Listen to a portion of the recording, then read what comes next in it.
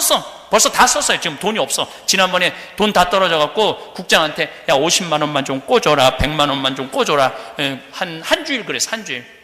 어쨌거나 그렇게 다 하다가 내가 70살에 안 죽었어. 근데 주머니에 돈이 한 푼도 없어. 그럼 난 어떻게 할 거냐면은 집에 사제관에 가만히 앉아 있을 거야. 돈 없는데 어떻게 해? 그냥 가만히 앉아 있어야지. 근데 나중에 쓰려고 지금 가만히 있긴 싫어요. 나중에 쓰려고. 여러분 인생에 나중에는 없어요. 오늘 지금밖에 없는 거예요. 오늘 맛있는 거 안 사 먹었잖아요? 그럼 끝난 거 오늘은. 오늘 여러분들 시카고 야경 구경 안 나가잖아요? 그럼 오늘 끝난 거예요. 어저께 우리가 불금이라서 불타는 금요일을 어저께 우리가 보냈거든. 너무 좋더라고요. 얼마나 행복해. 근데 나중은 없는 거예요. 여러분 인생 기다려주지 않아요. 그리고 내가 이렇게 얼굴 보니까 돈 쓸 수 있는 마지막 얼굴들이 많아. 마지막 얼굴들이 진짜 많아. 나중에 언제 쓰려고. 쓰려면 언제 써? 지금 써야 돼. 지금 쓰려면 지금 써야 돼. 제가 왜 이런 말씀을 여러분들한테 감히 드리느냐 하면은 우리 생태마을에 많은 암 환자들이 찾아와요. 그리고 마지막 죽음을 앞둔 분들이 많이 찾아와요. 근데 뭐 90대를 찾아오지 않아요. 대개 60대신 분들, 50 후반부들이 많이 찾아와요. 그럼 이분들이 이런 얘기를 해요. 신부님, 저 30년 동안 토요일, 일요일도 없이 휴가도 없이 뒤도 안 돌아보고 앞만 보고 살아왔습니다. 이제 돈도 많이 벌었고 자식도 다 키워놔서 나 이제 호강하려고 마음 먹었는데, 그래갖고 이제 여행도 다니고 그러려고 그러는데 밥 좀 먹으면 속이 이상해갖고 병원에 가보니까 암인데 몸에 다 퍼졌는데 3개월밖에 안 남았답니다. 신부님, 돈은 있는데 시간이 없어요. 신부님하고 그 조태는 이스라엘 성지순례 도보 여행도 하고 싶고, 신부님하고 잠비아도 가고 싶고 봉사활동도 하고 싶은데 저한테는 이제 시간이 없어요. 3개월밖에 안 남았대요. 그 한 분이 얘기하는 게 아니야. 그래서 그분들이 마지막으로 하는 얘기가 뭐냐면은, 왜 젊었을 때 그럴 수 있었는데, 젊었을 때 여행 다닐 수 있었고, 젊었을 때 좋은 일 할 수 있었고, 젊었을 때 쉴 수 있었는데 왜 나한테 그렇게 가혹하게 했는지 모르겠다고. 그래서 마지막에 얻은 마지막 선물이 암으로 세상을 떠난다고. 그러면서 하는 얘기가 있어요. 신부님 강론이 그전에는 구구절절이 안 들어오는데 암에 걸려보니까 왜 신부님이 갈비 먹고 싶으면 지금 사 먹으라고 얘기하는지 이제 알 것 같다고. 이제는 저한테는 더 이상의 시간이 없어요.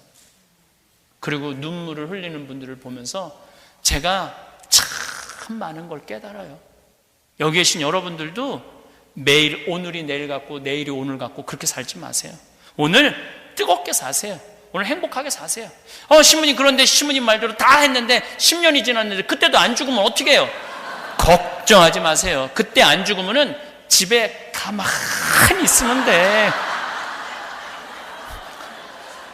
그때 안 죽으면 집에 가만히 있으면 되지. 우리 아버지께서 지난 4월 10일 날 세상을 떠나셨어요. 87세에 돌아가셨어요. 87세. 근데 우리 아버지는 40년 동안 한 번도 안 아프시다가 2달 고생하시고 돌아가셨어요. 2달. 가장 훌륭한 부모가 어떤 부모냐면은 3달 고생하고 돌아가는 분들이 가장 훌륭한 부모들이에요. 왜냐하면 자식한테 이별할 시간 주고 사랑 나눌 수 있는 시간 주고 또 3달 지나고 나면 자식이 지겹기 시작해요. 그러니까 가장 애틋할 때 그렇게 가족들 품에서 돌아가 주시는 분이 가장 행복한 훌륭한 부모님이에요. 더 좋은 분들은 그냥 주무시다가 그냥 죽는 분들이 제일 좋은 거고, 주무시다 죽는 분들이 제일 좋은 분들인데, 그런 부모를 갑자기 돌아가신 부모님을 둔 자식들하고 이렇게 얘기를 해보면 맺히는 게 너무 많아. 사랑한다는 말 한마디 못하고 고맙다는 말 한마디 못하고 마지막에 한번 주물러 드리지도 못하고 이래서 너무너무 가슴 아프다고 몇 년 그 후유증이 가더라고 보니까. 그러니까 적어도 한 이별할 수 있는 3개월은 좀 주고 세상을 떠나는 부모가 제일 좋죠. 우리 아버지는 평생 쌍시옷 소리를 하신 적이 없어요. 난 아버지하고 살면서 쌍시옷, 난 어른이 막 욕하는 거 들어보면은요 너무너무 당황스러워요. 어른 입에서 어떻게 저런 욕이 나올까. 그리고 우리 아버지는 한 번도 손찌검을 한 적이 없어요. 자식 넷을 키우면서. 그리고 평생 남욕을 하신 적이 없어요. 남욕을 하신 적이 없어요. 그리고 아버지한테 요즘 생각해보면 놀라운 게 뭐가 놀라우냐면은 돈이 있다 없다, 돈벼락을 맞았으면 좋겠다, 돈이 없어서 불편하다 말씀하신 적이 단 한 번도 없어요. 단 한 번도. 그냥 월급 봉투 어머니한테 넘겨주면은 집에 뭐가 되든 말든 라면을 먹든 신경 안 써요. 그냥 신성같이 사신 분이에요. 신성같이. 근데 그 아버지를 세상을 떠나보내는 저는 얼마나 힘들겠어요. 너무너무 사랑하는 아버지인데. 근데 아버지가 딱 쓰러졌을 때 내 형들한테, 누나한테 얘기했어요. 우리 평생 우리만을 위해 산 우리 아버지다. 간병인 손에 우리 맡기지 말자. 누나 이틀, 큰형 이틀, 둘째 형 이틀. 나는 이제 장가 안 갔으니까 난 하루만 하겠다. 그래서 7일을 우리 자식들이 온전히 돌봐드렸어요. 근데 사무 때 우리 누나나 형들이 나한테 그러더라고. 시민님 너무너무 고맙다고. 간병인한테 맡겼다면 아버지를 구경하고 갔을 거라는 거예요. 아픈 거 구경하고 갔을 텐데 온전히 같이 잠을 자면서 평생 아버지가 자기한테 잘해줬던 추억도 떠올리고, 아버지 한 번 더 만져드릴 수 있고, 아버지 한 번 더 이렇게 팔짱 껴안으면서 화장실 모시고 갈 수 있고, 그런 게 너무 고맙다는 거예요. 그래서 마음에 한이 거의 없다는 거예요. 아버지 편안하게 해드려서. 그리고 저는 작년에 이런 생각이 들더라고요. 어떤 생각이 갑자기 들었어요. 우리 아버지가 평생 돈에 한 번도 돈이 많았으면 좋겠다, 적어서 불편하다 이런 말씀 하신 적이 없는 분이야. 있으면 있는 대로, 없으면 없는 대로. 근데 우리 아버지가 돈을 쓰면 얼마나 쓰나? 내가 받은 강사료, 그것도 천주교에서 받은 강사료는 존나 많아야. 천주교는 조금밖에 안 주니까. 내가 이렇게 일반 기업의 강의를 한 번에 200만 원 정도 받거든요. 보통 1시간 반, 2시간 정도 하면 200만 원 정도 받아요. 그러면 한 달에 한 2번 정도 하면 400만 원 정도 되잖아요. 그러니까 아버지한테 다 드렸어요. 우리 아버지가 그 돈을 보더니 신부님 무슨 돈을 이렇게 많이 주느냐고. 아버지 이거 아들이 유명해갖고 아버지 내가 아침마당을 5번을 나간 신부인데 강사료가 얼마나 비싸. 그러니까 아버지 이거 쓰시라고 다 드렸어요. 어떨 때는 500만 원, 700만 원도 드렸어요. 한 번에 3, 400만 원도 드리고 1년 동안 왠지 드리고 싶더라고요. 그랬더니 아버지가 노인정에 한 80분 되는데 밥 다 사고 노인정 회비 다 내고, 아버지가 그냥 그렇게 후원금을 내는 거예요. 우리 아버지 돌아갔을 때 그 노인정에서 그랬대요. 물주 세상 떠나서 우리 어떻게 하느냐고. 물주 세상 떠나서 우리 어떻게 하느냐고. 우리 자식이 23명인데 증손자까지 아버지한테 자주 인사를 가죠. 그러면은 5명도 가고 10명도 가고 어떨 땐 20명도 모이면 그 밥값을 아버지가 다 냈대. 아버지. 나는 이런 생각, 아버지가 얼마나 행복했을까. 평생 주머니에 넉넉한 적이 없으셨는데 마지막에 우리 누나가 항상 아버지 지갑에 100만 원 이상 있었다는 거예요. 항상 100만 원 이상 갖고 다녔다는 거예요. 그리고 손자들 오면은 용돈 막 5만 원, 10만 원, 20만 원 올 때마다 얼마나 행복했을까. 그러면서 전 이런 생각이 들어요. 효도도 나중에는 없는 거야. 하려면 언제 해야 돼? 지금 해야 돼. 지금. 부모한테 용돈 한 번 안 갖다 드리고, 부모한테 맛있는 거 한 번 안 드리고. 저는 우리 아버지 어머니 그것도 좀 아쉬운 게 있어요. 파리, 로마, 이스라엘, 베이징, 만리장성 다 심지어 백두산, 금강산 다 모시고 다녔어요. 움직일 수 있으실 때는 다 모시고 다녔어요. 더 모시고 가고 싶은 생각도 있는데 너무 늦게 시작을 한 거죠. 70 돼서 75이 넘었으니까 힘들어 하시더라고. 무서워 하시더라고. 그래서 여러분들 여행은 가슴이 떨릴 때 가야지 다리가 떨릴 때 가면 안 되는 거예요. 가려면은 하루라도 빨리 가세요. 여러분들 시간 지금 없어요. 나중에는 없어. 지금 자세히 보니까 돈 쓸 수 있는 마지막 얼굴들이 더 많이 보이네.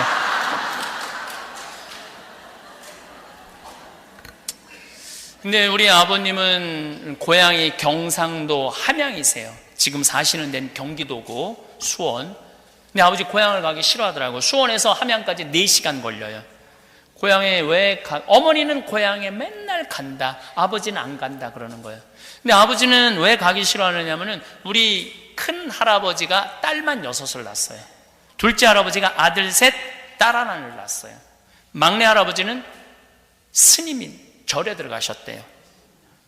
우리 지금 외삼촌도 미국의 보스턴에 유명한 스님이에요. 원광 스님이라고. 우리 집은 동양중, 서양중이 다 있는 집안이에요. 동양중, 서양중이 다 있는 집안이에요. 예.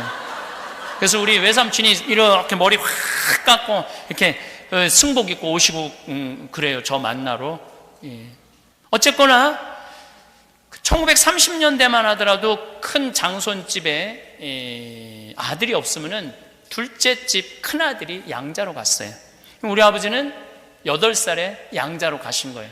그러니까 양부모님 밑에서 자란 거죠. 큰아버지, 큰엄마도 양부모죠. 고향에 가기 싫어하세요. 근데 어머니는 왜 고향에 가고 싶어 하느냐면 묘자리가 너무 좋아갖고 거기 묘 쓰면 자식들이 좋을 거라고. 그래서 맨날 아버지는 안 가, 어머니는 왜 안 가냐고 그 좋은 데를 두 분이 간다 안 간다. 난 그 얘기 들을 때마다 너무 웃긴 거야. 아니 갔다가 묻는 건 우리지, 죽어서 뭐 가고 싶다고 가고 안 가고 싶다고 안 가. 우리가 갖다 묻으면 그걸로 끝이지. 근데 아버님 말씀이 항상 마음에 걸렸어요. 목구멍에 가시 걸리듯이. 그래갖고 작년 우리 아버지 굉장히 건강하셨어요. 우리 아버지 돌아가시는 날도 당신 발로 아침에 화장실 가시고 오후 1시에 쓰러져서 밤 10시 41분에 돌아가셨어요. 그러니까 끝까지 행복하셨다면 좀 통증은 있었지만은. 그래서 제가 우리 천주교 공동묘지, 집에서 한 40분이면 갈 수 있는 공동묘지에 갔어요. 후배 신부가 거기 책임자로 있어서 오라고, 여기 제일 좋은 자리 좀 보여달라고 그랬더니 정말로 좋은 자리를 보여주더라고요. 그냥 그 아버지 묘자리에 딱 쓰니까 골프장 18홀이 쫙 보이는, 너무 좋더라고. 파란 잔디가. 아, 여기다. 그래갖고 거기를 제가 정해놨죠. 근데 아버지한테 말씀 안 드렸죠. 그래서 내가 마지막에 말씀드렸어요. 아버지 옆에 모시겠다고. 그래서 아버지 모시고 나니까 너무너무 좋거든. 골프장이 쫙 보이는 게. 어머니가 나도 여기 묻히면 안 되느냐고. 걱정하지 말라고 여기 옆에 어머니 자리도 다 마련해놨다고. 아버님이 4월 10일 날 쓰러졌다는 얘기를 듣고 가보니까 이제 숨은 있더라고요. 그날 마침 우리 동창신부 모임에 둘째 주 월요일이니까. 그런데 의사들이 이런 얘기를 해요. 생명 연장 유지장치 하겠느냐고. 우린 내 자식 다? 너 왜 편안하게 가시게 놔두지. 대개 생명 유지장치 원하는 자식들이 누가 원하느냐 하면은 살아생전에 잘 안 하는 자식들. 그래갖고 이렇게 보낼 수 없다고 그런 자식들이 아버지 마지막까지 괴롭히는 거예요. 마지막까지 괴롭히는 거예요. 그게 그냥 목에 구멍 뚫는 거, 그것도 괴롭히는 거예요. 뚫지 말아야 돼요. 그냥 편안하게 가시게 도와드리는 게 그게 효도야. 그래도 우린 내 때 안 한다니까 의사가 이상하게 쳐다보더라고. 우리 아버지 이제까지 행복하게 살았다고. 그냥 편안하게 보내드리겠다고. 그리고 내가 또 걸은 게 또 하나 있어요. 심폐소생술 하지 말아라. 갈비뼈 다 부러지는 거예요. 심폐소생술 하면. 마지막에 뭐하러 그렇게 힘들게 해. 그냥 행복하게 살아서 행복하게 가시면 되지. 심폐소생. 그리고 아버지 한 2달 동안 병원에 입원해 있는 동안 내가 얘기했어요. 원도 한도 없이 놔드리라고. 왜냐하면 하느님이 인간한테 준 최고의 선물이 뭐냐면 죽기 직전에 고통 속에 있는 사람들한테 최고의 선물은 정말 많이 놔드렸어요. 그래서 우리 아버지 진짜 마지막에 많이 하고 가셨어요. 많이 하고 가셨어요. 많이 하고 가셨어요. 형들은 잘 모르더라고. 이거 놔도 되는 거냐고. 근데 저는 이 죽음이라는 거를 강의한 전문가 아니에요. 근데 마지막에 놔드리라고 그래요. 안 아프고 죽는 것처럼 좋은 게 어디 있어요. 마지막에 죽을 때처럼 아프고 왜 그러고 죽어야 돼. 모르핀 그거 맞으면 되죠. 그래서 다 놔드렸어요. 예. 그리고 내가 아버지한테 그랬어요. 아버지, 돌아가시려면은 오늘 돌아가시라고. 내일 돌아가시면 안 된다고. 왜냐하면 쓰러진 날이 성월요일이거든요. 성화요일 날 돌아가시면 성목요일이 걸려요. 그럼 장례 못하게 돼 있어요. 성금요일, 성토요일은 아예 미사 못하게 돼 있어요. 예수님 죽은 날인데 무슨 미사를 해. 그러니까 빨간 줄로 써 있어요. 장례미사, 혼배미사 절대 못함. 그 다음에 주일날은 예수부활 대축일이잖아요. 7일장을 하게 되는 거예요. 아버지 돌아가시려면 오늘 돌아가시라고. 그때 10시 41분에 돌아가신 거야. 참 좋은 아버지예요. 돌아가실 때도 너무너무. 그러니까 성수요일날 장례를 하는데 우리 수원교 주교님 4분이 4분 다 오셨어요. 원래 주교님이 한 분 내지 2분밖에 안 오거든요. 왜냐하면 다 이렇게 주교님들끼리 서로 외국 나가고 무슨 행사 있고 그러면 교대로 해갖고 교구청에 많이 있어요. 한 분, 2분 있거든요. 근데 성주간이니까 어딜 다녀. 예수님 돌아가시는 주간에 예수님 주교님들이 4분 다 있었던 거야. 4분 다 왔어. 장례도 신부들이 너무 많이 와갖고 지하에서 젊은 신부들은 미사를 했다고 그러더라고요. 그렇게 축복 속에서 돌아가시는 분이 어디 있어요, 세상에. 또 이렇게 아버지 18월 보이는데 내가 모셨더니 우리 형제들이 한 달에 한 번 골프를 꼭 쳐요. 우리 3형제가. 근데 그전엔 다 다른 데 쳤는데 그 이후로부터는 다 그 H 골프장이야. 그런데 지난번에 5월 달에 이제 아버지 돌아가시고 첫 골프를 그 모임에서 하는데 8월인가 9월이 아버지 정면으로 보여요. 그랬더니 큰형이 그러더라고요. 아버지, 어느 아들이 제일 잘 치는지 드라이브를 좀 보시라고.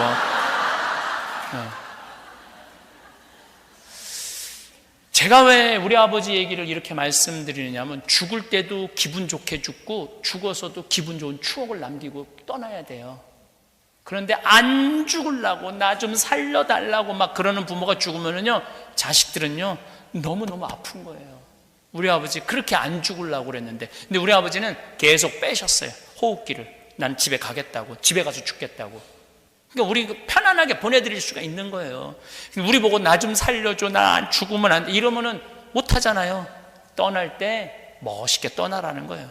여기 80 넘으신 분들 혹시 암에 걸리면은 그냥 죽어요. 치료받지 말고. 80 넘어서 암에 걸린 분들이 항암하고 이게 배 자르고 장기 떼어내잖아요. 그분이 죽는 시간이랑 치료 전혀 안 하고 돌아가시는 분이랑 누가 더 오래 사느냐면 치료 전혀 안 하시는 분이 더 오래 살아요. 그럼 고통은 누가 더 많이 겪느냐? 수술하고 항암하는 사람들이 훨씬 더 이면적인 돈은 얼마나 많이 들어? 어마어마하게 돈 들어가요. 어마어마하게 돈 들어가요. 우리 아버지는 특실에 모셨어요. 우리 아버지는 복도 많죠. 병원에 특실에 모셨는데 병원에서 이 유명한 신부님 아버지 모셨는데 무슨 병원비를 받느냐고 거의 다 안 받았어요. 특실에 모셨는데도. 네. 얼마나 좋아.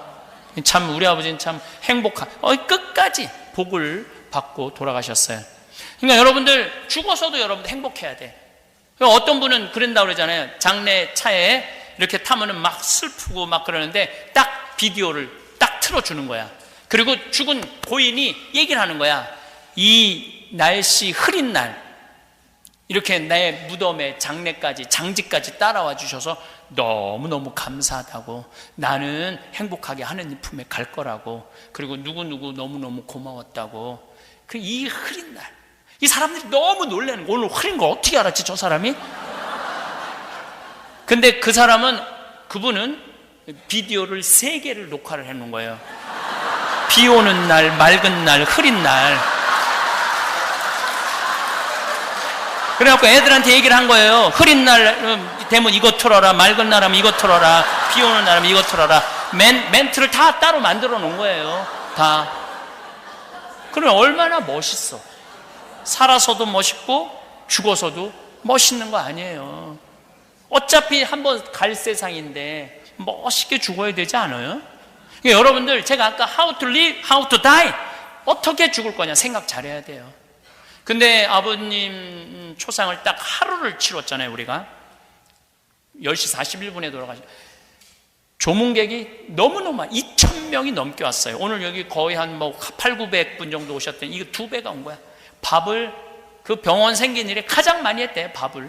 근데 이런 거 처음 봤다고. 그래서 큰 거기 이 장례식장을 했는데 그 2개를 더해서 손님이 너무 많이 와갖고. 왜냐하면 내 손님도 많이 왔지만 그래도 우리 큰형님도 한 연 매출 한 100억 되는 조그만 중소기업을 운영하세요. 우리 둘째 형님도 꽤 큰 계열사 사장을 했고 지금은 무슨 동문회장을 하고 있대. 유명한 명문고등학교. 그러니까 내 손님뿐만 아니라 하여튼 많이 오더라고. 꽃도 하나도 안 받는다고 그러는데 쌀 받는다고 분명히 메시지를 보냈는데 어려운 사람 도와준다고. 우리 B군만 쌀을 보내. 참 착해. 우리 정지우는 B군만 쌀을 보내라. 쌀 갖고 왔더라고. 나머지는 다 꽃다발을 보내서. 꽃다발 그거 금방 버릴 건데 어려운 사람 도와준다고. 어쨌든 그렇게 손님이 많이 왔기 때문에 조의금이 많이 들어왔다는 얘기죠. 내 얘기는 많이 들어왔어. 조의금이 억대가 넘게 들어왔으니까. 근데 내가 그 조의금을 싹 모아서 평창으로 갖고 왔어요. 우리 형제들은 조의금을 구경을 못했어요. 어떻게 생겼는지. 내가 싹 들고 왔어요. 진짜로 단 한 푼도 못 만지게 했어요. 싹 들고 왔어요. 내가 왜 그 조의금을 들고 평창으로 왔느냐 하면은 내가 본당 신부 때 항상 초상집에 꼭 갔거든요. 우리 교우들. 지금 장례식장에 가보면은 이 상주들이 안 나와. 왜 안 나오냐고. 상주가 어디 가냐고. 저 지금 방에 들어가고 조의금 갖고 싸운다는 건. 네가 더 갔느냐 내가 더 갔느냐. 이게 내 돈이냐 네 돈이냐. 참 부모님 세상 떠났을 때 그것처럼 불효가 어디 있어요. 그럼 불효예요. 불효. 그리고 그 부모는 인생 정말 잘못 산 거죠. 어차피 다 내가 이 이건희 회장에 대해서 할 얘기가 너무너무 많아요. 이건희 회장 쓰러진 지 3년 4개월 돼요. 그러면은요 최고의 효자는 어떤 효자냐면 바로 보내드리는 거예요. 다 해드리는 거야. 그리고 편안하게 쉬고 아름답게 그 아버지 돈 가지고 사회사업하고 세금 내고. 이건희 회장이 쓰러질 때 재산이 12조 5,900억이었어요. 근데 지금 20조야. 죽지도 못하는 거예요. 지금은 그 20조 때문에. 죽으면 바로 10조 세금으로 나가잖아요. 그래서 3년 지금 몇 개월 동안 그 돈 계속 갖고 있는 거 아니야. 빨리 세금도 내고 떠나려면 떠나야지. 이건 산 것도 아니고 죽은 것도 아니고. 정말 내가 지금 감옥에 있는 이재용 회장한테 할 얘기가 너무 많아요. 인생 그렇게 살면 안 된다고. 아버지는요 영혼은요 지금 쉬고 싶어 하는 거예요. 여러분들 살면 쉬고 싶지 않은? 너무 80년 90년 여러분들 오래 살고 싶어요? 막 네가 누군지 내가 누군지 벽에다 똥칠해 가면서 보이지도 않고 들리지도 않고 이가 다 사고갖고 씹지도 못하고 그러고도 살고 그건 아니에요.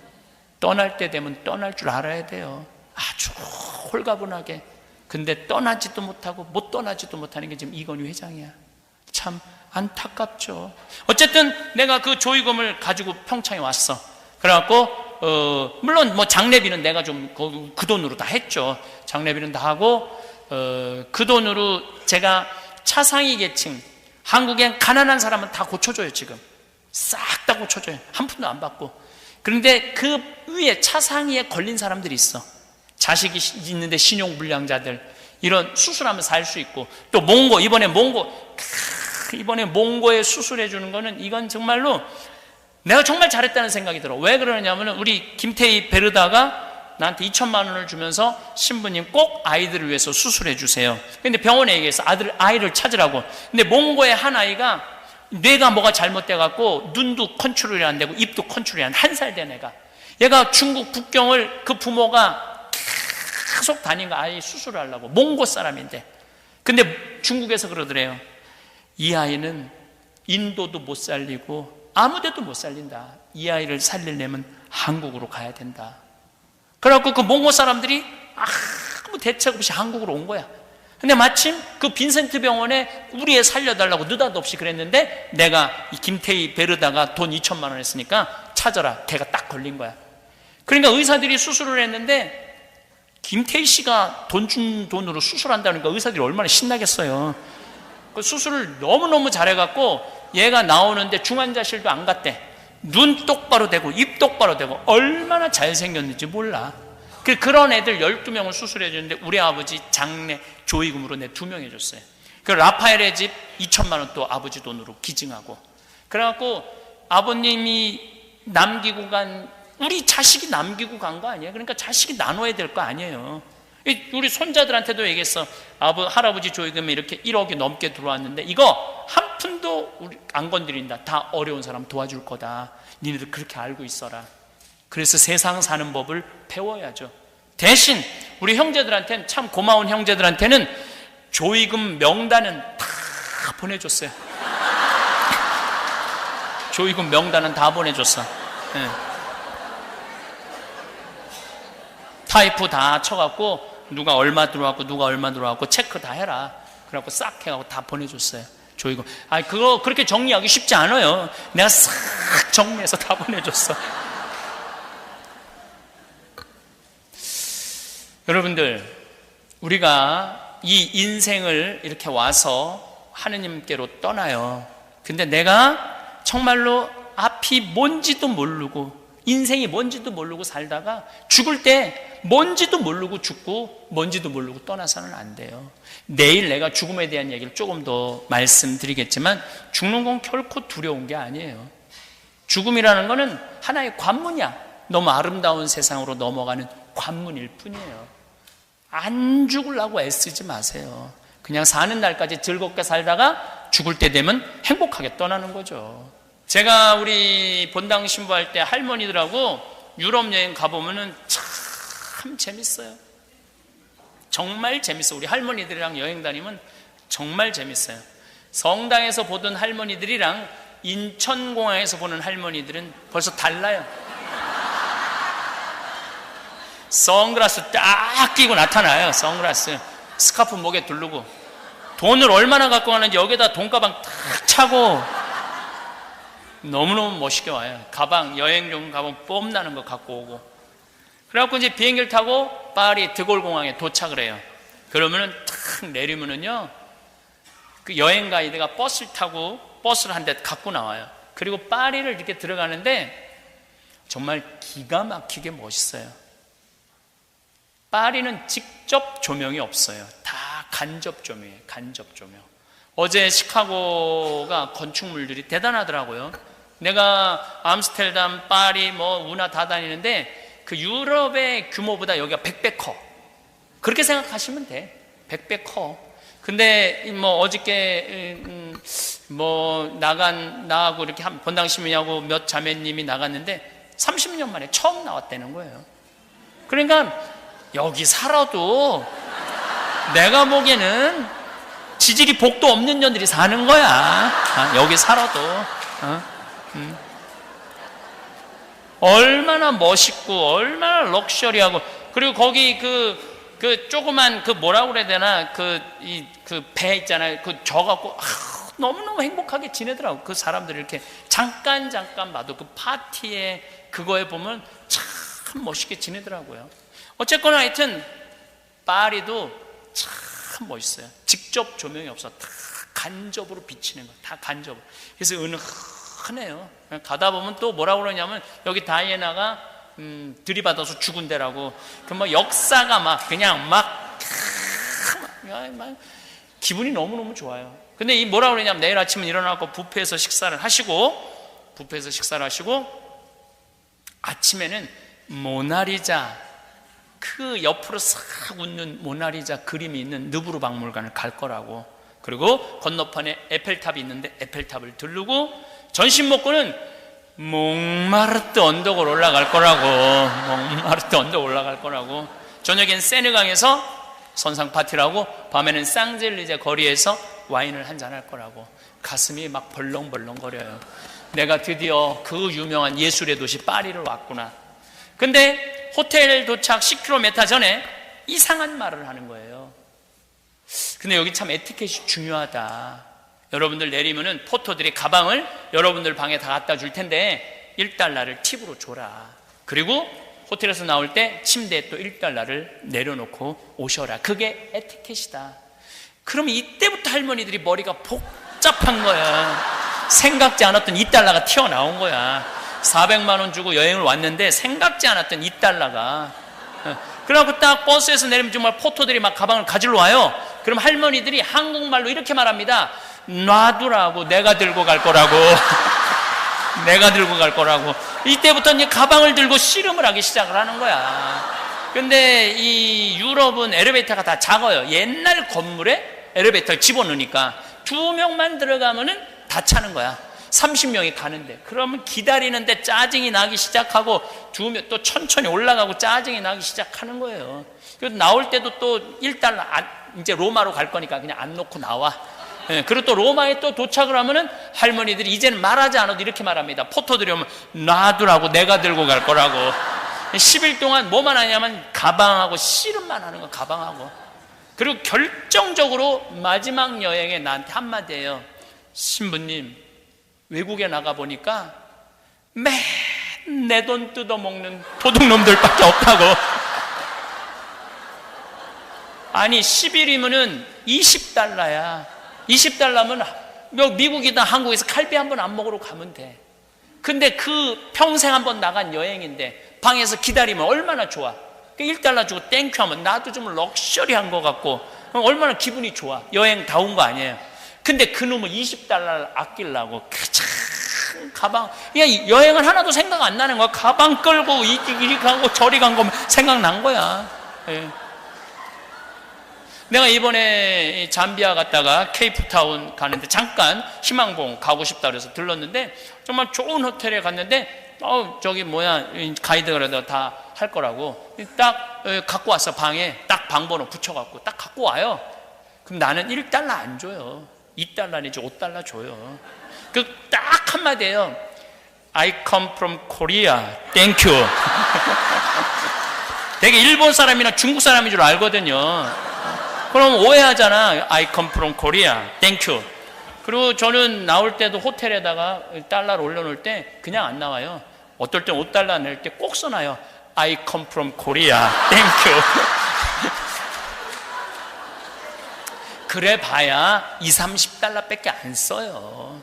그럼 1년에 한 번 나오는 여행인데 얼마나 내가 귀중한 사람이야. 평생 어떻게 살았는데 정말로 뼈 빠지게 일하고 온 가족을 위해서 희생하고 살았는데 이 한 번 나오는 여행에 그런 호사도 못해? 근데 우리는 해본 적이 없는 거야.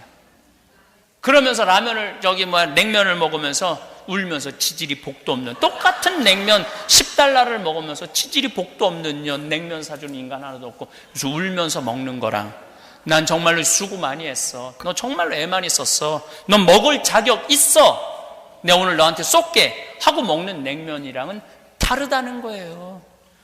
오늘 이후부터 지질이 복도 없는 년이 먹지 말고 이 미국에서 열심히 살고 훌륭히 자식 키웠고 성공한 내가 나한테 쏘는 걸로 드세요.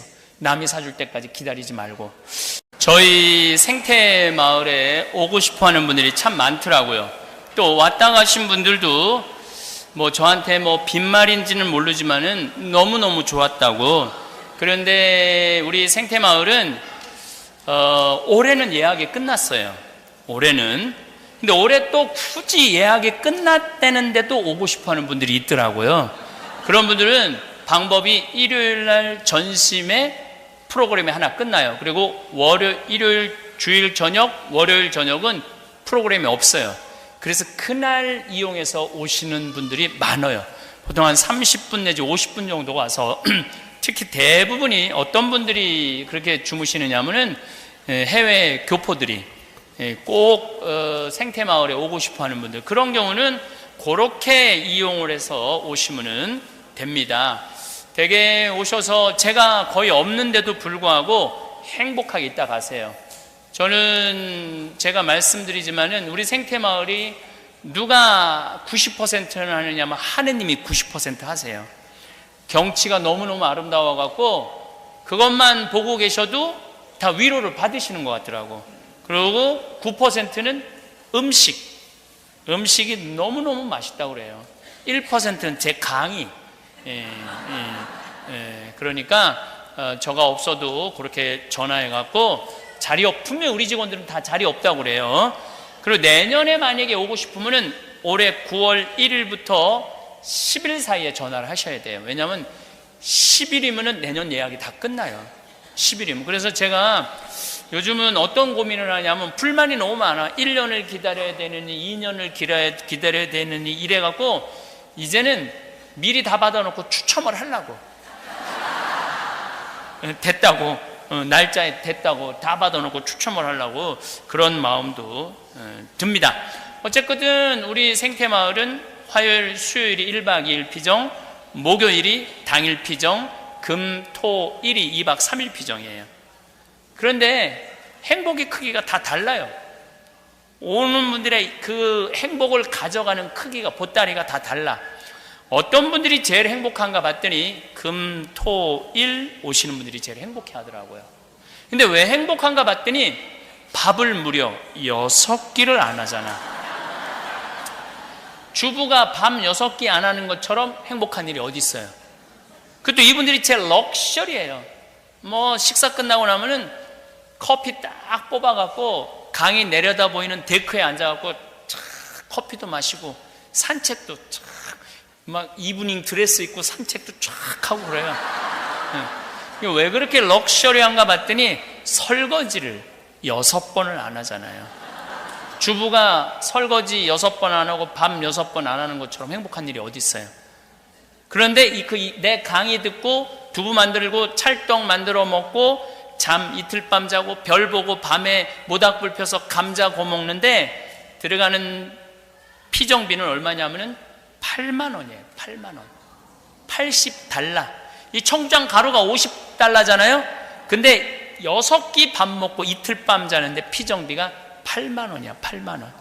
그러면은 30살서부터 60살까지, 여기 계신 분들 30살서부터 60살까지 시집 와갖고 밥하고 빨래하고 청소하고 애 낳고 애 키웠다면 여러분들 한 달 가사 노동비가 얼마냐면은 250만 원이에요. 250만 원. 그럼 30년 동안 밥하고 빨래하고 청소하고 애 낳고 애 기르는 여기 우리 60대 된 아줌마들은 남편하고 자식한테 얼마를 청구할 자격이 있느냐면 9억을 청구할 자격이 있어요. 9억 원어치 일을 하신 거예요. 9억 원어치. 그렇게 9억 원어치 일을 해놓고 2박 3일 그 경치 좋다는 평창에 가서 쉬어보려고 그러는데 피정비가 8만 원이라고 그 돈이 아까워갖고 갈까 말까 갈까 말까. 나 피정 보내주는 자식 하나 없고 지질이 복도 없는 년.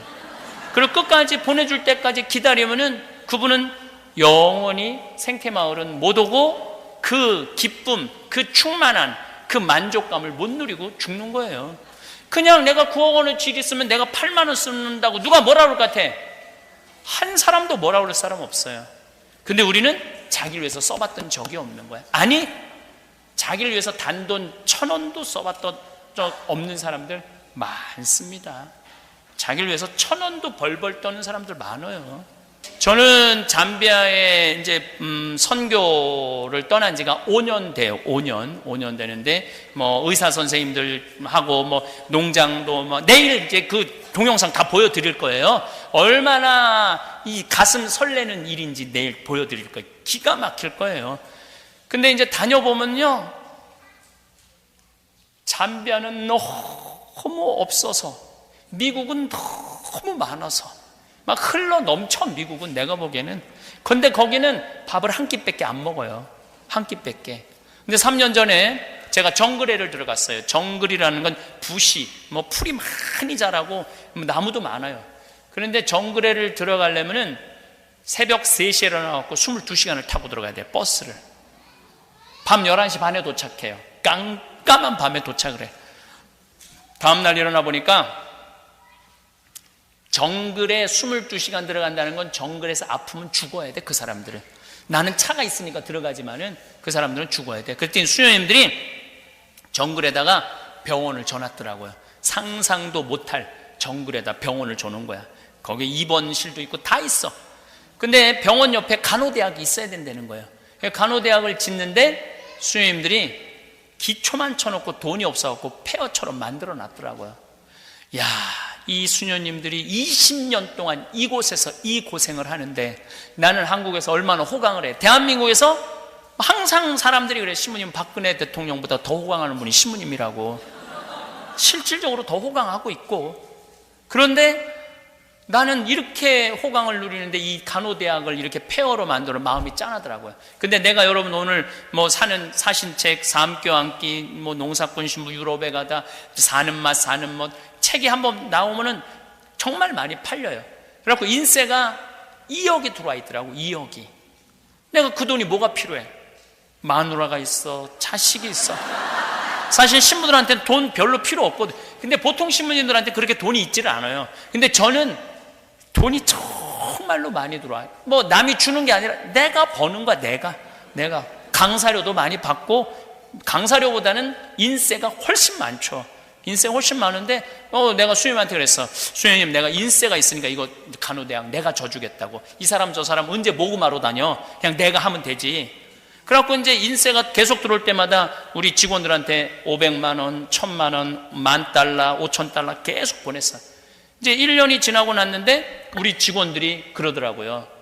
신부님 잠비아에서 무슨 일을 하는지 자기네들도 보고 싶다는 거예요.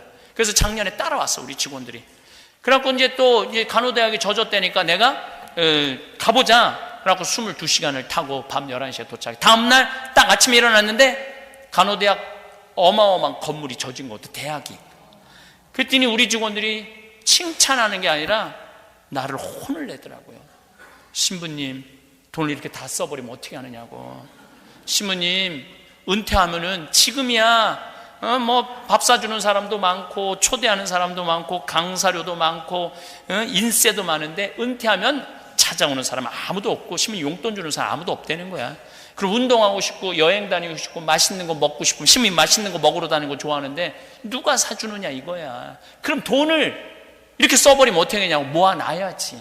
막 나를 혼을 내더라고요. 근데 저는 정말 그런 생각을 했어요. 내가 20년 후에 살지 안 살지 내가 어떻게 알아? 그렇지 않아요? 20년 살지 안 살지 어떻게 살아? 그 20년 후에 쓰려고 지금 가만히 있긴 싫어요. 지금은 얼마든지 다니면서 활동할 수 있잖아요. 의미 있는 일을 할 수 있잖아요. 벌써 간호대학 져줬죠. 그 다음에 또 그 정글 안에 고등학교가 있는데 나름대로 정글에서 제일 똑똑한 애들이 그 학교에 모이는 거야. 그런데 기숙사가 없으니까 멀리 있으니까 친척 집에 와서 애들이 학교를 다니는 거예요. 그런데 거기는 방이 딱 하나예요. 방이 하나.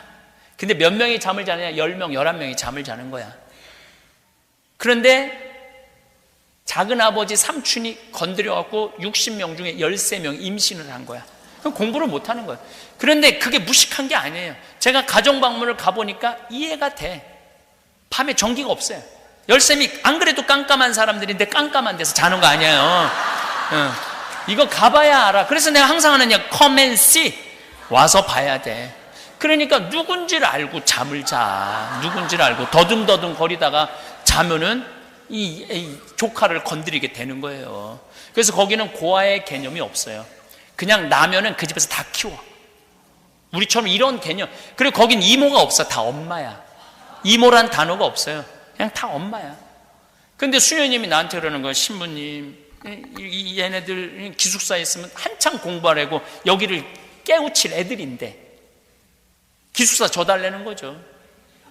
오케이. 그래서 간호대학 줘주고 기숙사 줘주고 정글에 초등학교 줘주고 중고등학교 줘주고 이번에는 에이즈 어린아이들을 위한 집을 줘줬어요. 라파엘의 집이라고. 근데 막 나는 지금 너무 신나는 거예요. 그 생각만 하면 막 가슴이 막 벌렁벌렁거리고 너무 신이 나. 그래서 지금은 마음껏 돌아다니고 이제 신학교 줘줘요. 신학교 잠비아에는 신학생이 350명이 있대요. 350명이 있는데 신학교 건물이 없는 거야. 그래서 1, 2학년은 철학과 일반 루사과에 있는 대학에 다니고 3, 4학년은 또 뭐 어디 수도원 다니고 5, 6, 7학년만 어디 뭐 한 3시간 떨어진 데 있다는 거. 그러면 신학교 교육이 안 되거든요. 선후배 관계도 안 되고 우리 신부님하고 나하고도 신학교 때 같이 공부한 동문이거든. 그럼 마음이 벌써 달라요. 그런 연관성이 있어야 되는데 그 반달 주교님이라고 잠비아의 신자가 천주교 신자가 500만 명이에요. 인구가 1500만 명인데 그런데 나한테 주교님이 와서 그러는 거예요. 신부님 신학교 좀 줘달라는 거예요. This is my life 그러더라고요. 다른 건 안 드리는데 그거 확 들어오더라고요. This is my life. This project is this is my life. 딱 그러는 거예요. 야, 주교님이 이렇게 열정적이구나. 그래서 이번에는 신학교 이제 짓기 시작하는데, 마침 그때 미국 우리 천주교 교우들, LA 쪽 교우들이 13명이 작년에 갔어요. 여러분들이 저라 미국에서 돈 벌었다고 잘난 척하지 말고, 내가 이것도 내일 말씀드리겠는데, 미국 교회가 지금 갈등의 원인이 뭐냐면 미션이 끝나서 그래요. 무슨 미션이 끝나느냐면, 여러분들 여기 와갖고 애들 공부시키고 돈 벌고 다 했잖아. 이제 다 끝났어. 지금 60, 70대 은퇴했어. 목표가 없어진 거예요. 목표가 없어지니까 나 돈도 벌고 이 좋은 미국에서 호텔 같은 집에서 사는데 알아주기를 바라는 거야. 어떤 놈이든. 안 알아주면 저놈이 내가 얼마나 고생을 했는데 나를 무시해? 그리고 그냥 서로 머리통이 터지게 싸우는 거야. 새로운 미션을 가지라는 거예요. 잠비아에 신학교 줘주고, 나미비아 신학교 줘주고, 모잠비크 신학교 줘주고, 나미비아, 보츠와나, 거기 다 가톨릭이거든요. 미국에서 돈 벌면 뭐 할 거야? 그거 가지고 그냥 골프나 치고 다니고, 네가 잘났느니 내가 잘났느니. 근데 그 미국 공동체, LA 공동체 하겠다는 거야. 작년에 13명 모였는데 올해 100명 모였더라고요. 신이 나는 거야. 너무너무 신이 나더라고요. 그래서 나는 지금 원도 한도 없이 돌아다니면서 일하고 싶다는 거예요. 그리고 여러분들 자녀들 중에 성당 안 다니는 자녀들이 있을 거예요. 그런데 여러분들 앞으로 제발 이 말만은 하지 마세요. 애들이 성당 안 나오는 건 지겨운 거야. 성당 나가는 게 재미도 없고. 근데 안 그래도 나가기 싫은데, 늙은 엄마가 머리 하얗고 이마 쭈글쭈글한 할머니, 웃어도 괜찮은 엄마가 성당 나가라 할 때 어떻게 하면서 성당 나가라고 그러는지 알아요? 성당 좀 나가. 안 그래도 나가기 싫은데 늙은 엄마가 인상 쓰면서 성당 좀 나가 그러면 더 나가기 싫어요. 그러니까 오늘 이후부터 그건 선교가 아니야. 더 성당에서 밀어내는 거야. 사실은 정말 여러분들 자식들한테 선교하고 싶다면 애들이 오잖아요. 이렇게 말해야 돼요. 나는 하느님을 믿어서 너무 행복하다. 그리고 나는 오늘 이후부터 지질이 복도 없는 년이니 냉면 먹지 않고 이 미국에 와서 훌륭하게 산 나한테 내가 쏠 거다. 난 너무너무 감사하다. 난 너무너무 사는 게 즐겁다. 난 대통령, 니네들 대통령 안 되는 거 안 만드는 거 난 너무 훌륭하게 생각한다. 내가 너희들 얼마나 훌륭하게 키웠냐. 난 엄마는 너무너무 행복하다. 하느님 믿어서. 그리고 여러분들이 죽잖아요. 그럼 애들이 살다가 지칠 때, 아, 엄마가 하느님 믿어서 늘 행복하다고 그랬지. 엄마 항상 충만하게 살다가 세상을 떠났지. 나도 신앙을 가져야 되겠다. 그리고 성당 나가는 거예요. 근데 그냥 밑도 끝도 없이 성당 좀 나가. 그럼 안 나가요. 예. 그리고 제가 죽음 껴안기, 삶 껴안기, 자신 껴안기라는 CD를 3개를 갖고 왔어요. 근데 이게 사실은 이 인문학에 있어서 가장 중요한 내용이에요. 우리 인간이 살아가면서 자신 껴안기는 무슨 얘기냐면 Who am I? 나는 누구냐? 삶 껴안기는 나는 누구냐면 how to live, 어떻게 살아야 될 거냐. 어떻게 살다가 죽음 껴안기는 how to die, 어떻게 죽을 거냐. 내일 오늘 얘기할 수 있으면 오늘 조금 얘기하고 내일 죽음에 대한 얘기를 좀 하겠지만은 저 CD를 사서 애들 차에 넣어주세요. 요즘 미국은 운전 많이 하잖아요. 너 차 타고 다니면서 이거 한번 들어봐라. 그리고 내 강의는 들을만 해요. 누구든지. 왜냐하면은 내 강의에는 영어가 한마디도 없거든. 더 중요한 건 한자도 한마디도 안 해요. 오리지널로 한국말로만 해요. 제가 우리 생태마을에 내 팬들이 와요. 근데 제일 놀라운 케이스가 있어요. 초등학교 2학년을 엄마가 데리고 왔어요. 신부님, 우리 애가 신부님 팬입니다. 데리고 왔습니다. 왜 팬인데요? 얘가 신부님 강의를 안 들으면 잠을 못 잔다고 하루에 하나씩 꼭 듣는다는 거예요. 그 내가 물어봤어요. 너 내 강의 다 이해하느냐고. 다 이해한다는 거예요. 신부님 말. 그런데 한 번은 7살짜리 애를 데리고 왔어. 엄마가 신부님 얘가 팬이라 신부님 너무 보고 싶어서 데리고 왔다는 거예요. 얘가 신부님 강의를 안 들으면 잠을 안 잔다는 거예요. 믿겨지지 않는 거죠. 내가 내 강의 이해하냐 그러니까 이해한대. 7살짜리도 이해하니까 한국말 잘 모르는 여러분들 자식들도 다 이해할 거예요. 들으면은 내가 CD 팔으려고 그러는 게 아니에요. 이 세 가지를 들어보면은 삶의 길을 찾을 수가 있을 겁니다. 해가 서산으로 기울어 갈 때 그 빛은 오히려 더욱 부드럽고 깊어집니다. 마치 우리 인생도 그러한 것 같습니다. 젊은 시절의 강렬한 정오의 태양이 지나가고 이제는 따스하면서도 성숙한 석양의 빛으로 세상을 바라보게 되었습니다. 그 빛은 단순히 밝기만을 추구하지 않습니다. 대신 모든 것을 포용하는 온화함으로 세상의 모든 색깔을 더욱 풍부하게 만들어줍니다. 창밖으로 바라본 풍경도 예전과는 다릅니다. 같은 거리, 같은 나무들이지만 이제는 그 속에서 계절의 변화를 더 세밀하게 감지하게 됩니다. 봄날 새싹이 돋아나는 기적 같은 순간들에서 우리는 생명의 신비로움을 발견하고 여름 오후 매미 울음소리에 담긴 생명력에서 자연의 역동성을 느끼며 가을 낙엽이 떨어지는 모습에서 느끼는 고요한 아름다움 속에서 순환의 지혜를 깨닫습니다. 겨울 눈발 속에서 발견하는 순수함까지 이 모든 것들이 이제야 진정으로 보이기 시작합니다. 이전에는 단순히 지나쳐갔던 일상의 순간들이 이제는 각각 하나의 작은 보물처럼 다가옵니다. 아침, 커피 한 잔의 향기, 신문을 읽으며 느끼는 조용한 시간, 이웃과 나누는 안부 인사, 손자 손녀의 전화 소리, 이런 평범한 순간들 속에서 우리는 삶의 진정한 의미를 발견하게 됩니다. 젊었을 때 우리는 항상 무언가를 향해 달려가고 있었습니다. 더 나은 직장, 더 큰 집, 더 높은 지위를 향해 끊임없이 앞만 보고 달렸습니다. 그 과정에서 우리는 많은 것을 성취했지만 동시에 많은 것을 놓치기도 했습니다. 아이들의 작은 성장 순간들, 배우자와의 소소한 대화, 부모님의 변해가는 모습들, 이제 돌이켜보면 그런 순간들이야말로 진정 소중한 것들이었음을 깨닫습니다. 많은 시니어들이 이 시점에서 스스로에게 묻습니다. 이제 무엇을 위해 살아야 할까? 자녀들은 자립했고 직장에서의 역할도 마무리되었습니다. 수십 년간 가족을 위해, 사회를 위해 달려온 삶의 여정에서 잠시 멈춰 서서 바라보는 지금 우리는 새로운 질문과 마주하게 됩니다. 이 질문은 때로는 막막함을 가져다 주기도 하지만 동시에 새로운 가능성의 문을 여는 열쇠이기도 합니다. 이런 변화는 때로는 공허함을 가져다 주기도 합니다.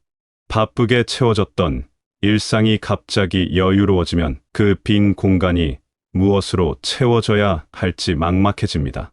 아침에 일어나서 오늘은 무엇을 해야 할까 자문하는 순간들이 늘어납니다. 알람 시계 없이 자연스럽게 깨어나는 아침, 특별한 약속이 없는 오후, 누군가를 기다리게 하지 않는 저녁 시간들, 이런 여유로운 시간들이 처음에는 어색하고 불편하게 느껴질 수 있습니다. 하지만 이것은 결코 부정적인 신호가 아닙니다. 이는 우리가 새로운 인생의 단계로 접어들었다는 자연스러운 신호입니다. 마치 강물이 바다로 흘러들어가면서 더 넓고 깊어지는 것처럼 우리의 삶도 이제 더 넓은 지평을 향해 나아가고 있는 것입니다. 이 질문은 결코 허무한 것이 아닙니다. 오히려 인생의 가장 깊은 의미를 탐구할 수 있는 소중한 기회입니다. 경험이라는 보석을 가득 품고 지혜라는 나침반을 손에 쥔 채 우리는 삶의 새로운 장을 열어갈 수 있습니다. 이전의 삶이 생존과 성취를 위한 것이었다면 이제의 삶은 완성과 의미를 위한 것입니다. 생각해보면 우리는 이미 많은 것을 이루어냈습니다. 전쟁을 겪은 세대라면 폐허에서 일어선 나라를 다시 세우는 데 기여했고, 산업화 시대를 살아온 세대라면 오늘날의 번영을 만드는 데 일조했습니다. 자녀를 키우며 다음 세대를 위한 토대를 마련했고, 직장에서 성실히 일하며 사회의 한 구성원으로서 역할을 다했습니다. 이 모든 것들이 결코 작은 성취가 아닙니다. 우리는 또한 수많은 관계의 그물망을 만들어 왔습니다. 가족, 친구, 동료, 이웃들과 맺은 인연들은 우리 삶의 가장 소중한 자산입니다. 이런 관계들을 통해 우리는 사랑하는 법을 배웠고 배려하는 법을 익혔으며 함께하는 기쁨을 알게 되었습니다. 이 인생의 황금기라 불리는 이 시기에 우리는 어떻게 살고 어떻게 사랑하며 어떻게 떠날 것인가 라는 근본적인 물음 앞에 서 있습니다. 이 물음은 단순히 남은 시간을 어떻게 보낼 것인가의 문제를 넘어서 삶 전체의 의의와 가치를 재조명하는 깊은 성찰의 기회입니다. 이는 또한 우리가 다음 세대에게 무엇을 남길 것인지, 어떤 모습으로 기억되고 싶은지에 대한 질문이기도 합니다. 평생을 남을 위해 살아온 당신, 이제는 자신을 위한 시간을 가져도 됩니다. 아니, 가져야 합니다. 이것은 이기심이 아니라 삶의 균형을 찾는 지혜입니다. 오랜 시간 동안 우리는 자신의 욕구와 꿈을 뒤로 미루며 살아왔습니다. 이제는 그 미뤄두었던 자신과의 약속을 지킬 때입니다. 돌이켜보면 우리는 얼마나 많은 시간을 나중에라는 말로 미루어 왔는지 모릅니다. 아이들이 다 크면, 은퇴하면, 여유가 생기면 이라는 조건들을 달며 자신의 행복을 뒤로 미루어 왔습니다. 하지만 인생은 충분히 길다고 하지만 우리가 그것을 제대로 활용하지 못할 뿐입니다. 이제 그 나중에가 바로 지금이 되었습니다. 젊은 시절에 우리는 마치 급행열차를 타고 있는 것 같았습니다. 목적지를 향해 빠르게 달려가느라 창밖 풍경을 제대로 볼 여유가 없었습니다. 아이들 학비를 벌기 위해, 집을 마련하기 위해, 노후를 준비하기 위해 쉴 틈 없이 달려왔습니다. 새벽 일찍 일어나 출근하고, 야근하고, 주말에도 일하며 모든 에너지를 가족과 미래를 위해 쏟아부었습니다. 그 시간들이 무의미했던 것은 아닙니다. 그 모든 노력들이 지금의 우리를 만들어냈으니까요. 하지만 이제는 다릅니다. 이제 그 나중에가 바로 지금이 되었습니다. 오늘 주어진 이 순간이 바로 우리가 그토록 기다려온 그 시간입니다. 항상 미뤄왔던 그 책을 읽고 가보고 싶었던 곳을 여행하며 배우고 싶었던 것들을 시작할 때입니다. 젊었을 때 포기했던 취미들, 관심이 있었던 분야들, 해보고 싶었던 경험들을 이제는 마음껏 즐길 수 있습니다. 자신을 사랑한다는 것은 단순히 자신에게 관대해지는 것이 아닙니다. 자신의 존재 자체를 소중히 여기고 자신의 감정과 욕구를 인정하며 자신만의 고유한 가치를 발견하는 것입니다. 우리는 이미 충분히 가치 있는 존재입니다. 수많은 시련을 견뎌내고 사랑하는 사람들을 길러내며 사회에 기여하며 살아온 우리 자신 말입니다. 우리의 몸은 오랜 세월 동안 우리를 충실히 섬겨왔습니다. 때로는 아프고 힘들었지만 그럼에도 불구하고 우리를 여기까지 데려다 주었습니다. 이제는 그 몸을 더욱 세심하게 돌보아야 합니다. 건강한 음식을 먹고 적절한 운동을 하며 충분한 휴식을 취하는 것. 이는 단순히 건강 관리가 아니라 자신에 대한 사랑의 표현입니다. 때로는 거울을 보며 자신에게 말을 걸어보세요. 그동안 정말 수고 많았어. 고생 많이 했어. 라고. 주름이 늘어난 얼굴, 굽어진 어깨, 거칠어진 손들. 이 모든 것들이 우리가 살아온 삶의 증거입니다. 각각의 주름에는 웃음과 눈물의 기억이 담겨 있고 각각의 상처에는 사랑과 희생의 이야기가 새겨져 있습니다. 이제는 그 자신에게 상을 주어야 할 때입니다. 자신을 사랑한다는 것은 또한 자신의 한계를 인정하고 받아들이는 것입니다. 젊었을 때처럼 모든 것을 다 할 수는 없습니다. 체력 예전만 못하고 기억력 때로는 흐릿해집니다. 하지만 이것은 결함이 아니라 자연스러운 변화입니다. 이런 변화를 받아들이고 새로운 방식으로 삶을 적응시켜 나가는 것이 지혜입니다. 돈을 쓸 때도 마찬가지입니다. 평생 절약하며 모아온 돈이 무엇을 위한 것이었을까요? 물론 가족을 위한 것도 있겠지만 자신의 행복을 위한 것이기도 합니다. 좋은 음식을 먹고 편안한 여행을 하며 마음에 드는 것들을 구입하는 것은 사치가 아니라 자기 사랑의 표현입니다. 물론 무분별한 소비를 하자는 것이 아닙니다. 하지만 합리적인 범위 내에서 자신의 행복을 위해 투자하는 것은 당연한 권리입니다. 그동안 아까워서 다른 사람들은 어떻게 생각할까라며 망설였던 것들을 이제는 당당히 누려도 됩니다. 맛있는 음식을 먹을 때 느끼는 행복, 새로운 옷을 입을 때의 기쁨, 편안한 침대에서 잠들 때의 안락함. 이런 소소한 즐거움들이 모여서 우리 삶의 질을 높여줍니다. 고급 레스토랑에서의 식사, 품질 좋은 의류, 편안한 여행도 이제는 죄책감 없이 즐길 수 있습니다. 시간도 마찬가지입니다. 이제는 자신이 정말 하고 싶은 일들을 위해 시간을 쓸 수 있습니다. 일출을 보며 산책하고 좋아하는 음악을 들으며 차를 마시고 오래된 친구들과 추억을 나누는 시간들, 손자 손녀들과 함께 공원에서 뛰어놀고 취미활동에 몰두하며 새로운 것들을 배우는 시간들, 이런 소소한 일상 속에서 우리는 진정한 행복을 발견할 수 있습니다. 책을 읽는 시간도 특별합니다. 젊었을 때는 실용적인 책들, 업무와 관련된 책들을 주로 읽었다면 이제는 순수한 즐거움을 위한 책들을 읽을 수 있습니다. 소설, 시집, 철학서, 역사서 등 마음이 끌리는 모든 책들을 자유롭게 선택할 수 있습니다. 독서는 단순히 지식을 습득하는 것이 아니라 다른 세계를 경험하고 새로운 관점을 얻는 소중한 시간입니다. 현재를 살아간다는 것은 과거의 후회나 미래의 걱정에 매여 있지 않고 지금 이 순간에 온전히 집중하는 것입니다. 창밖으로 스며드는 햇살의 따스함을 느끼고 손자 손녀의 웃음소리에 귀 기울이며 오늘 하루를 살아있음에 감사하는 마음. 이것이 바로 현재의 행복을 누리는 것입니다. 과거의 실수나 후회에 계속 매달려 있을 필요가 없습니다. 그것들도 우리를 지금의 모습으로 만들어준 소중한 경험들입니다. 새로운 도전을 두려워하지 마세요. 나이가 들었다고 해서 배움을 멈출 이유는 없습니다. 평생 해보고 싶었던 악기를 배우거나 그림을 그려보거나 외국어를 공부하는 것. 이런 활동들은 단순히 시간을 보내는 것이 아니라 우리의 뇌를 활성화시키고 삶에 활력을 불어넣어 줍니다. 피아노, 바이올린, 기타 같은 악기들은 손가락의 움직임을 통해 뇌를 자극하고 그림 그리기는 창의성을 발휘하게 하며 새로운 언어 배우기는 인지 능력을 향상시킵니다. 요리를 배우는 것도 좋은 도전입니다. 새로운 레시피를 시도해보고 다양한 나라의 음식을 만들어보며 가족들과 함께 나누는 즐거움을 느낄 수 있습니다.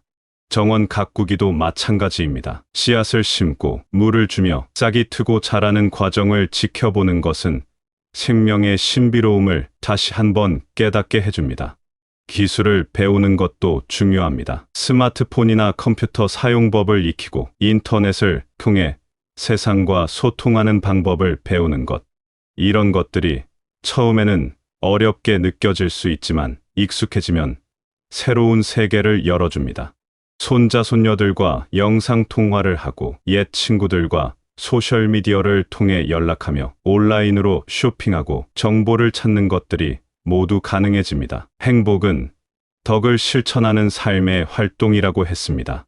시니어 시기에 우리가 실천할 수 있는 가장 큰 덕목 중 하나는 바로 나눔입니다. 하지만 이 나눔은 단순히 물질적인 것을 넘어서는 깊은 의미를 담고 있습니다. 나눔은 우리가 존재하는 이유이자 삶의 가장 아름다운 표현 방식입니다. 우리가 나눌 수 있는 가장 소중한 것은 바로 경험과 지혜입니다. 수십 년간 살아오면서 겪은 수많은 일들, 그 속에서 얻은 깨달음들은 그 어떤 보물보다도 값진 것입니다. 젊은 세대들이 헤매고 있을 때 우리의 경험이 등대가 되어줄 수 있습니다. 이는 단순히 조언을 하는 것이 아니라 삶의 선배로서 따뜻한 안내자 역할을 하는 것입니다. 생각해보면 우리는 참으로 많은 것들을 겪어왔습니다. 어려운 시절을 견뎌내며 배운 인내심, 실패를 통해 얻은 겸손함, 성공을 통해 깨달은 감사함, 사랑을 하며 배운 희생과 배려, 이별을 통해 얻은 강인함과 연민, 자녀를 키우며 익힌 무조건적 사랑, 부모를 모시며 깨달은 효도의 진정한 의미, 이 모든 것들이 우리만의 고유한 보물입니다. 우리가 겪은 시대적 변화들도 소중한 경험입니다. 전쟁과 가난을 겪고 급속한 경제 성장을 목격하며 사회의 변화를 온몸으로 체험한 세대입니다. 이런 경험들은 젊은 세대들이 상상하기 어려운 것들이며 따라서 더욱 값진 교훈이 됩니다. 어려운 시절을 어떻게 견뎌냈는지, 희망을 잃지 않고 살아온 비결은 무엇인지, 이런 이야기들이 젊은 세대들에게는 큰 용기가 됩니다.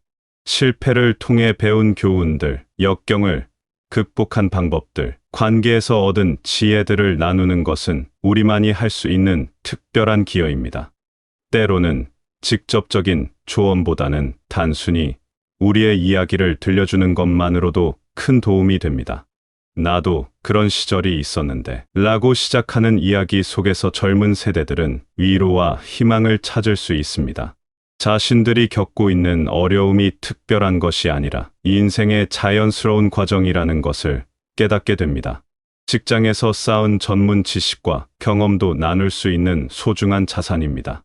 후배들에게 일의 노하우를 전수하고 멘토 역할을 하며 사회의 지속 가능한 발전에 기여할 수 있습니다. 이는 단순히 기술적인 지식을 전달하는 것이 아니라 일에 대한 자세, 동료와의 관계, 조직에서의 처신 등 인생의 전반적인 지혜를 나누는 것입니다. 나눔의 기쁨은 단순히 무언가를 준다는 것에서 오는 것이 아닙니다. 그것은 자신의 존재가 다른 사람에게 의미 있다는 것을 확인하는 과정입니다. 내가 도움을 줄 수 있는 사람이라는 것, 내 존재가 누군가에게 필요하다는 것을 깨달을 때 우리는 깊은 만족감을 느낍니다. 이는 자존감의 회복이자 삶의 목적 의식을 새롭게 하는 경험입니다. 손자, 손녀들과 시간을 보내는 것도 같은 맥락입니다. 아이들에게 옛날 이야기를 들려주고 함께 놀아주며 인생의 소중한 가치들을 자연스럽게 전해주는 것. 이것은 단순히 아이들을 돌보는 것이 아니라 우리 가족의 역사와 정신을 다음 세대에게 전해주는 소중한 일입니다. 할머니, 할아버지로부터 들은 이야기들이 아이들의 가치관 형성에 미치는 영향은 실로 큽니다. 아이들과 함께 하는 시간은 우리에게도 큰 기쁨을 줍니다. 그들의 순수한 웃음, 호기심, 가득한 질문들, 무한한 상상력은 우리의 마음을 젊게 만들어줍니다. 아이들과 함께 놀이를 하고 책을 읽어주며 산책을 하는 것은 우리 자신도 다시 어린 시절의 순수함을 되찾게 해줍니다. 어려운 이웃을 돕는 것도 마찬가지입니다. 물질적인 도움도 중요하지만 때로는 따뜻한 말 한마디, 진심 어린 관심, 함께 시간을 보내는 것만으로도 큰 힘이 됩니다. 혼자 사는 이웃, 어른께 안부를 묻는 전화 한 통, 아픈 사람을 위한 따뜻한 죽 한 그릇, 슬퍼하는 사람의 이야기를 들어주는 것. 이런 작은 행동들이 모여서 우리 사회를 더 따뜻하게 만듭니다. 특히 같은 어려움을 겪고 있는 동년배들에게는 더욱 깊은 공감과 위로를 줄 수 있습니다. 배우자를 잃은 슬픔, 건강 문제로 인한 걱정, 자녀들과의 관계에서 오는 고민들.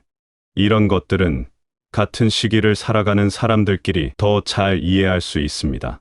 서로의 아픔을 나누고 위로하며 함께 극복해 나가는 것이야말로 진정한 나눔입니다. 우리는 모두 연결되어 있는 존재입니다. 한 사람의 아픔은 우리 모두의 아픔이고 한 사람의 기쁨은 우리 모두의 기쁨입니다. 특히 같은 세대를 살아온 동년배들과는 더욱 깊은 연대감을 느낄 수 있습니다. 서로의 건강을 걱정하고 외로움을 달래주며 함께 노년을 의미 있게 보내는 것. 이것 자체가 큰 나눔입니다. 결국 우리에게 주어진 근본적인 질문은 어떻게 살고 어떻게 사랑하며 어떻게 떠날 것인가? 이 질문에 대한 답은 각자가 찾아야 할 몫이지만 그 과정에서 우리가 기억해야 할 것들이 있습니다. 첫째, 자신을 사랑하고 현재의 행복을 누리는 것입니다. 우리는 이미 충분히 가치 있는 존재입니다. 이제는 자신을 위한 시간을 가지고 미뤄왔던 행복들을 실현해야 합니다. 오늘 하루하루가 우리에게 주어진 선물임을 기억하며 감사한 마음으로 살아가야 합니다. 둘째, 나눔의 기쁨을 발견하는 것입니다. 우리가 가진 경험과 지혜, 사랑과 관심을 다른 사람들과 나누는 것. 이것이야말로 우리 삶의 가장 깊은 의미를 부여하는 일입니다. 베푸는 기쁨, 도움이 되는 기쁨을 통해 우리는 삶의 진정한 가치를 발견할 수 있습니다. 셋째, 죽음을 성숙하게 준비하고 맞이하는 것입니다. 죽음은 두려움의 대상이 아니라 삶의 자연스러운 과정입니다. 사랑하는 사람들과 충분히 시간을 보내고 마음의 평화를 찾으며 존엄하게 생을 마무리할 수 있도록 준비하는 지혜가 필요합니다. 이 인생의 황금기라 불리는 이 시기는 정말로 특별한 시간입니다. 우리는 이제 삶의 완성자가 되었습니다. 수많은 경험을 통해 얻은 지혜, 시련을 통해 단련된 강인함, 사랑을 통해 키운 따뜻한 마음을 모두 가지고 있습니다. 매일 아침 눈을 뜰 때 이 하루가 우리에게 주어진 선물임을 기억해야 합니다. 어제는 지나갔고 내일은 아직 오지 않았습니다. 오직 오늘만이 우리가 살 수 있는 시간입니다. 이 순간을 소중히 여기고 감사하며 사랑으로 채워나가는 것. 이것이 바로 인생의 황금길을 살아가는 지혜입니다. 석양이 아름다운 이유는 그것이 끝이 아니라 완성이기 때문입니다. 우리의 삶도 마찬가지입니다. 지금 이 순간 우리는 인생에서 가장 아름다운 시기를 살아가고 있습니다. 이 아름다움을 온전히 누리며 사랑과 나눔으로 매일을 채워나가시기 바랍니다.